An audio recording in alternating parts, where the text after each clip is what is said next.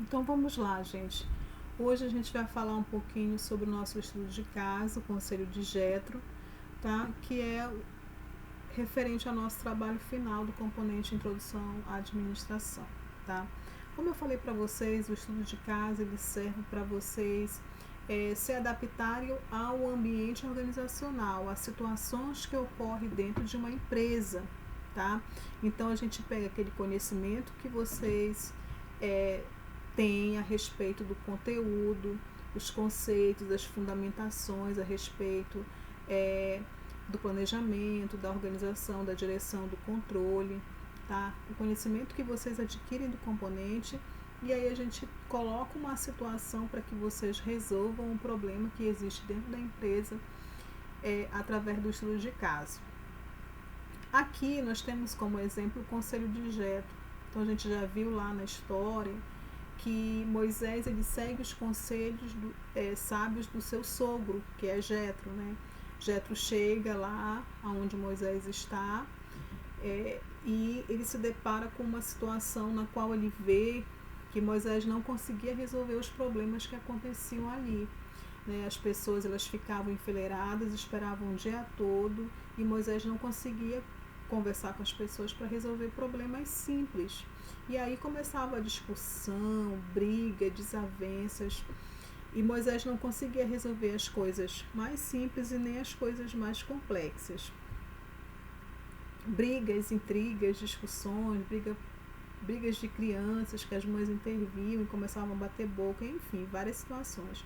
Então Jetro chega para Moisés e diz para Moisés escolher entre as pessoas que viviam ali algumas lideranças que pudessem resolver as situações por ele. Mas Moisés era acostumado a fazer tudo sozinho, ele centralizava todas as decisões. Então Moisés questiona Jetro se essas pessoas serão capazes de resolver esses problemas. E aí Jetro diz que era para ele verificar aquelas pessoas mais próximas dele, treinar pessoas que fossem da confiança dele, treinar, capacitar essas pessoas para que essas pessoas pudessem, no caso, estar resolvendo esses problemas. Aí Moisés segue o conselho de Jetro, capaz dessas pessoas, reúne e forma esses líderes para ir resolvendo algumas situações, e somente aquelas que essas pessoas, essas lideranças não conseguissem resolver, era que Moisés então resolveria. Assim ele ia ter mais tempo para resolver as coisas com Deus. E aí surge na história da administração o primeiro consultor, que é Jetro, que a gente diz, o pai, um dos pais da administração, né? Então ele cria o que a gente chama do processo de descentralização do poder, o que a gente chama de organograma, essa divisão das tarefas, divisão das funções. E a gente vai ver aqui nesse exemplo de organograma aqui, em que Moisés ele tem como staff 2 conselheiros. Os staff são as pessoas que fazem consultorias para as empresas, né? Arão e Josué. E aí esses 2 conselheiros de Moisés, próximo deles estão os chefes de 1000, tá? Depois estão os chefes de 100, os chefes de 50 e os chefes de 10 e o povo. Então a gente observa aqui que a cada chefe desse, né, nós temos aqui, ó, 1, 2, 3, 4, 5 divisões até chegar em Moisés, do povo até chegar em Moisés. Isso não é para dificultar o acesso a Moisés, muito pelo contrário. Isso é para facilitar a administração daquele povo que vivia ali, para que eles vivessem mais em harmonia, sem problemas, sem brigas, sem intrigas, porque Moisés não ia conseguir resolver tudo. Numa empresa, o chefe que comanda a empresa ele não consegue resolver tudo, ele precisa descentralizar as tarefas. E aqui a gente tem um outro exemplo de organograma que mostra essa divisão de tarefas, tá? Então a gente observa aqui lá na história do Conselho de Jetro, desse estudo de caso, o principal problema é a centralização do poder. E aí o que vocês vão fazer na atividade de vocês?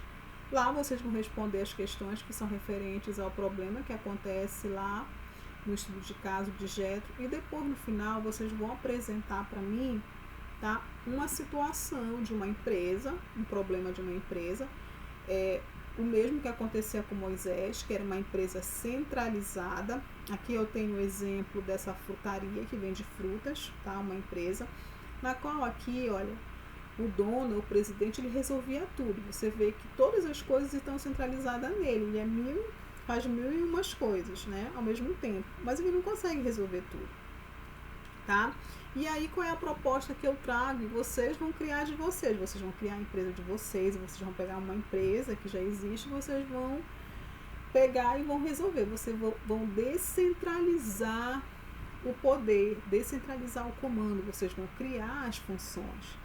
A gente viu isso dentro do processo administrativo do planejamento, da organização, do planejamento das tarefas, das atividades para alcançar os objetivos, da organização dessas tarefas, por departamentos, por especializações, né, das atividades. Eu vou entregar para esse departamento aqui que é especialista em vendas, esse aqui que é de produção. A gente viu depois que foi direcionado para quem ia fazer cada coisa, depois no caso, monitorado para saber se estava sendo executado certo. Então, dentro desse processo aqui, o exemplo do que vocês vão apresentar. Primeiro, o modelo de uma empresa centralizada, que tem esse problema de comando, que a gente não consegue resolver as coisas, tá? E aí vocês vão criar a empresa de vocês. E aqui a gente tem um processo de descentralização, a proposta que vocês vão criar para essa empresa. No caso dessa frutaria aqui, que tinha essa pessoa que resolvia tudo, o que foi que eu fiz? Eu criei um gerente, que é quem comanda a empresa. Esse gerente, ele criou duas diretorias. Ele criou primeiro o diretor de venda, responsável pela venda das frutas, da frutaria, e depois o diretor de produção, que é responsável pela produção desse produto, no caso dessas frutas, né, de tratar a respeito disso, tá? Dentro dessa diretoria aqui de venda, eu criei um vendedor interno, uma pessoa que é responsável de fazer a venda das frutas internamente, um departamento dentro, e depois um outro que é responsável de fazer a venda externa, né? Porque a gente sabe que tem as vendas que são fora. Hoje a gente tem muita entrega delivery, né? As pessoas compram muito por aplicativos e outras por site e outras formas de venda, tá? E aqueles que entregam na casa também. E aí a gente tem aqui o diretor de produção. E o diretor de produção, eu criei dois departamentos. Um setor que é responsável pela seleção das frutas, as frutas que estão boas, que estão maduras, que estão prontas para venda, aquelas que ainda não estão, aquelas que estão mais passadas, separar, tá? E depois o setor de distribuição, tá? Que vai distribuir de acordo com as vendas que estão sendo, no caso, verificadas lá pelo setor de vendas, tá? Ou seja, o processo ele está descentralizado, assim faz com que as funções, as ações, as atividades dentro da empresa, ela ocorra de forma mais harmoniosa, mais dinâmica, tá? E tenham mais facilidades de ocorrer sem atrapalhar o processo e assim fazer com que a empresa tenha sucesso, tá, nos seus negócios. Ok? Eu espero que eu tenha ajudado e até a nossa próxima aula. Muito obrigada.